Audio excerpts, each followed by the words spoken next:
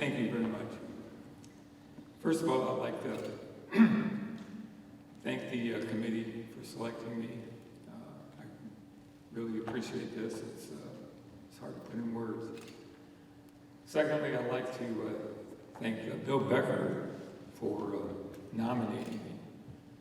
Bill was very influential in me becoming a distance runner. He helped me out in high school and in college. We were teammates together. We were roommates together for 3 years at Southeast, so I owe Bill an awful lot. I'd like to also thank the administration, the athletic directors, the principals. They always were supporting me and backing me. And it's such a great honor to be inducted along with the outstanding alumni that have been. Influences in my life, of course, my parents. I can't say enough about how they supported me. My teachers and my coaches gave me so much information and pushed me when I needed to be pushed, inspired me when I needed to be inspired. Of course, my wife, Jan, she's always been at my side. When I was thinking about what I was going to say tonight, it's pretty obvious that I'm here because of some outstanding athletes that I was privileged to coach. So I thought I'd start at the beginning and how I became a teacher and a coach at Rittner High School. In the fall of 1962, when I entered Rittner High School, unlike many of my classmates, I had no idea what I wanted to do or where I was going. I was living basically day to day. I enjoyed school, but I didn't think much beyond the day. In my sophomore year, I remember taking biology, and I really liked it, and I did well. Later on that year, I talked to my counselor, and I said, I'd like to take some more biology classes. And she said, well, that'll have to come in college. We don't have any more. And that was the first time I thought about college. The next step was my sophomore year. I went out for the track team. And I didn't know much about track. I watched the Olympics on television. But I somehow ended up in the high jump. And I was good enough to let her varsity as a sophomore. And I was pretty proud of that. You might say, well, he's pretty tall. He'd be pretty good in the high jump. Well, one of my teammates was 6'8", and I was no way I was going to beat him. And I enjoyed high jumping, but there still was something missing.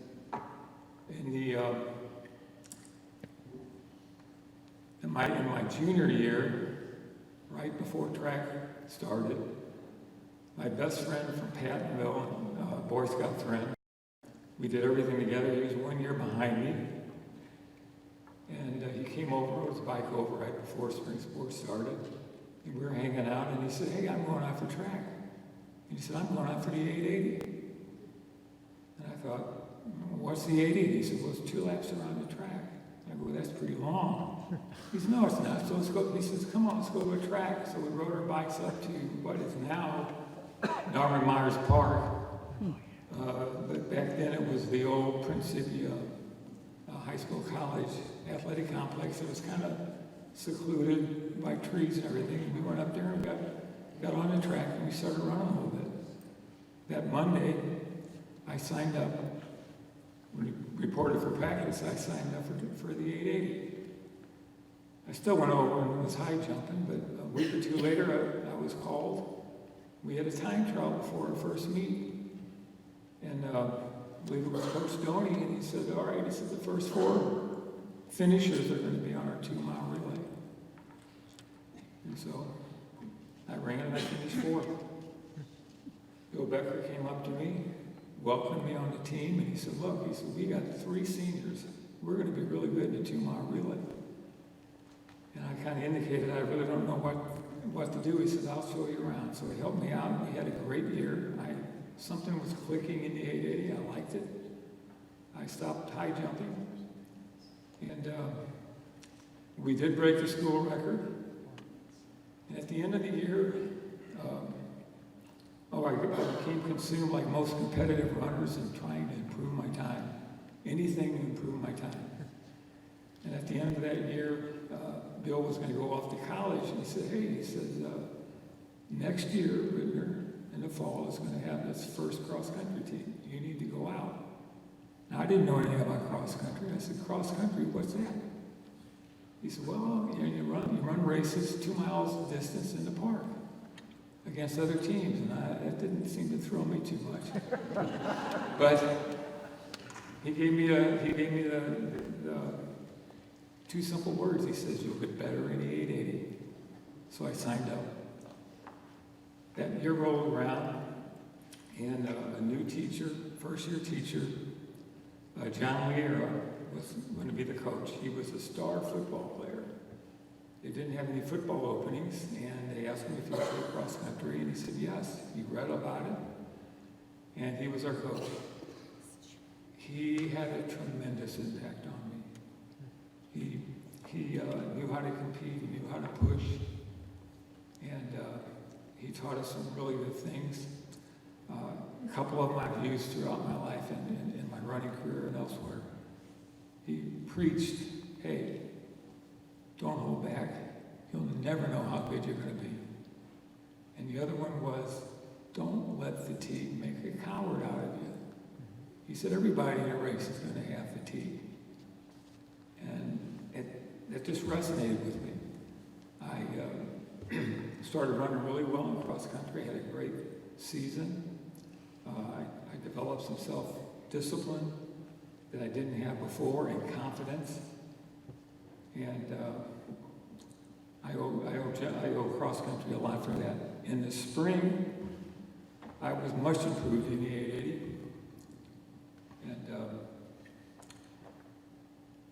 But if you're going to be a good 880 man, you have to go under 2 minutes. And I got down to 2:01, and I was getting pretty frustrated.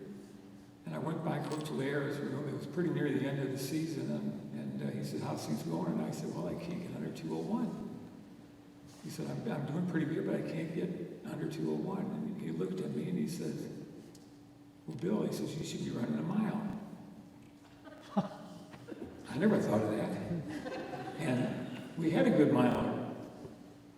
He said, yeah, that could be your best event. So that week, at the end of the week, Coach Richardson had us all in a meeting, and we had 1 week before districts. It was an enormous invitational, U-City Invitational. About 35 teams show up. You qualify on Tuesday and Wednesday for the finals on Saturday. And he rattled off who would be going on Monday and who would be going on Tuesday. The mile was on Monday, 880 was on Tuesday. So after he was finished, I went up to Coach Richardson and I said, Coach, do you think I can run the mile?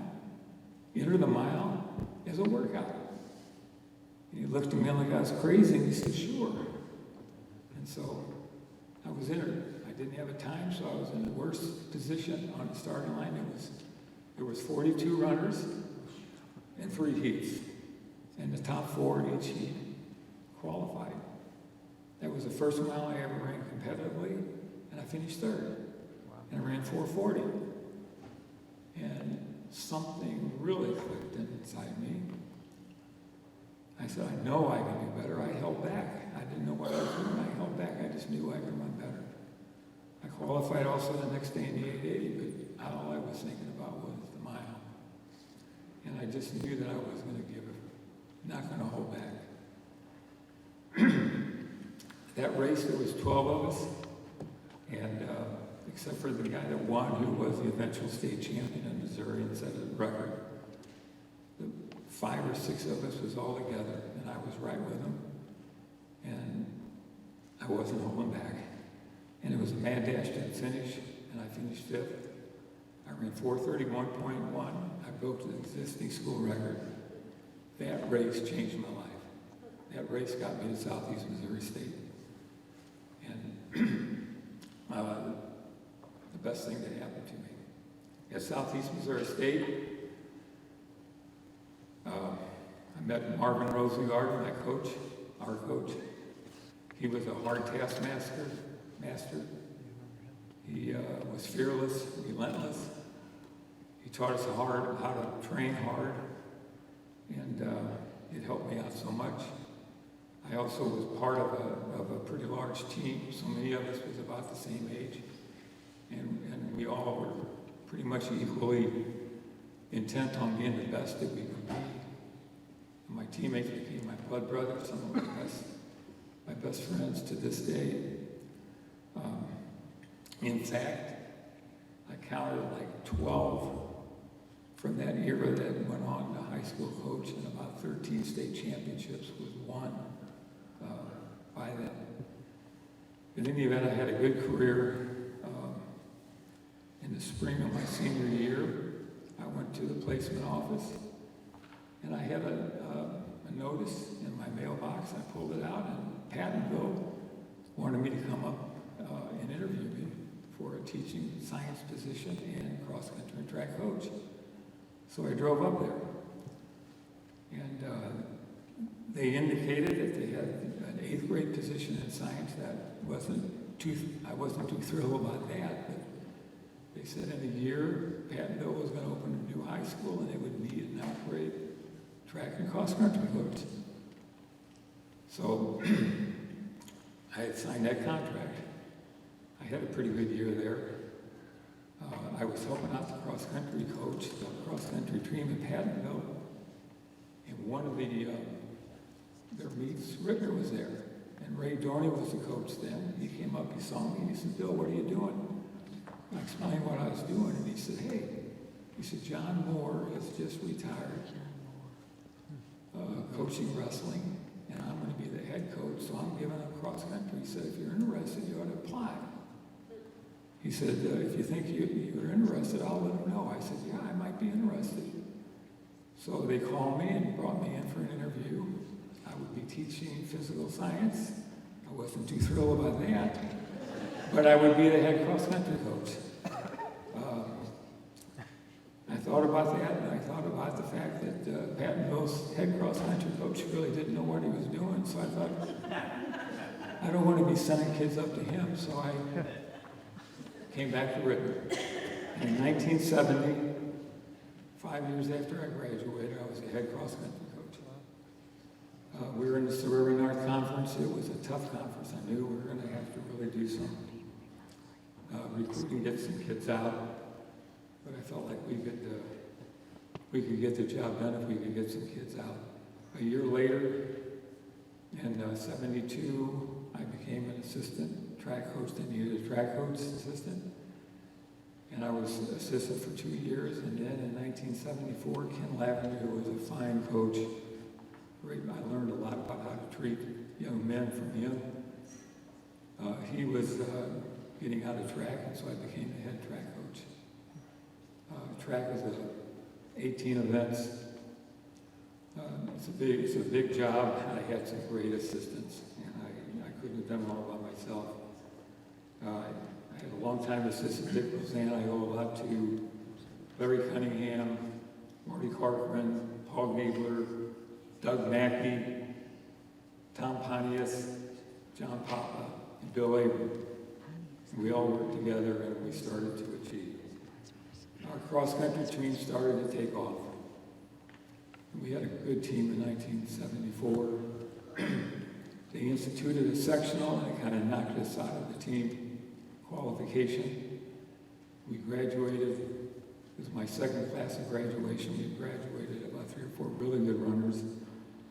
75, it was going to be our sophomore and our junior varsity. And we started off, it looked like it was going to be a struggle, but that team got better and believed in themselves. And we went to Riverview on a Monday and won the Suburban North Conference. It was the first conference championship that a cross-country team at Rittner had won. We went to district and we won that. We went to state and we finished third. It was the first state trophy in cross-country ever for Rittner. And we continued to get better. In 1976, we had a great sophomore track team come along, and 2 years later, we finished second in state. Dan Fortune was on that team, Steve Tobias. We had some tremendous athletes. We finished second to a great U City team. It was close. Dan Fortune became my first state champion, and he later went on to win 6 state championships. Back then they had indoor also. The most anyone has ever won at Rittner. And we just went on from there. We got better and better. I was just so privileged with the athletes that I had. In 1983, we had a very good team. We went up to state. We set 2 state records in the 800 meter and in the 4x2. In the 4x2, we broke a record that Beaumont had set in 1967. So it was a pretty impressive time. And we finished third. That was the year that Alvin Miller won 4 events by himself in Kirkwood. And we couldn't overcome that. A couple years later, 1984, we finished like about 34th in the state meet, but we had a good young group, and that group came back in '85, and with tremendous efforts from 2 individuals, Mike Carter and Richard Williams. They scored 32 points amongst them.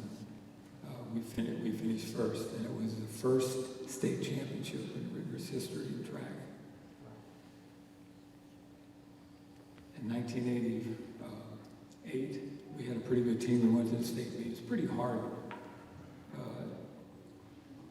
to do well in the state meet. The filtering process, you're going against the very best guys. We had a pretty good group of guys. We dropped a baton. We ended up finishing like 13th. But their core guys were coming back, and that was the only team that I had that made it a goal. They wanted to win the state meet in 1989. I looked at what we had back, and I knew we'd be right there, but we needed one more individual. We needed another 400-meter man. We found him as a sophomore. We trained him through the year. By the end of the year, that individual's name was George Lee, and I believe he teaches at Rittner now. And we had an awesome team there. We won the state championship. We set 2 state records. We set 4x2 again. This time we were being tracked in the USA Today. We were in the top 5 teams, time-wise. And that time that we set, that record stood till 2006. And it was finally broken. And that record was the 3rd best time in the United States by a high school team. Then in 1990, a year later, we lost some tremendous seniors. We came back and we were second. We lost by 1/2 a point. Oh, man. It was the last event. A state champion in the long jump had his last jump. And our kid, there were 2 jumpers left. Our kid had to run 4x4 first. We won that. He ran his 48, whatever, and he comes over and he gave him 5 minutes and then he had to take his jump. What did he do? He jumped the 5th best jump in the state history. And we moved into 1st place. But one guy had 1 jump. And he jumped the 4th best. So we lost by 1/2 a point. But an incredible effort. And then in 1991, we finished 3rd. And we won the 4x2. We did not break our own record from 2 years ago, but that record, that time was the best recorded by any school in the United States. That's the kind of kids that I was so privileged to coach. And I hesitate to name a lot of names because I'll be naming so many names and I'll probably leave somebody out. But some of my finest memories was on a track run across country, and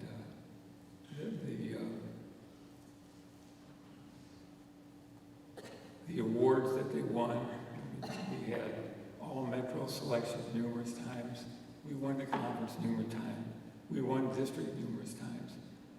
We had 2 prep athletes in consecutive years, spring athletes of the year by the St. Louis School of Democrat. We had numerous high school All-Americans. And as I said, we had one athlete that was invited to the Prep International, Dan Fortune, and he finished. He was undefeated his senior year. He went up there, 8 of the best 100-meter men in the United States. He finished second, a close second to a phenomenal sprinter. So I owe so much to Ritter for my education, for taking a chance with me as a teacher and as a coach, and giving me such wonderful memories in the classroom and also on the party field. And I'll cherish this award, believe me, for the rest of my life.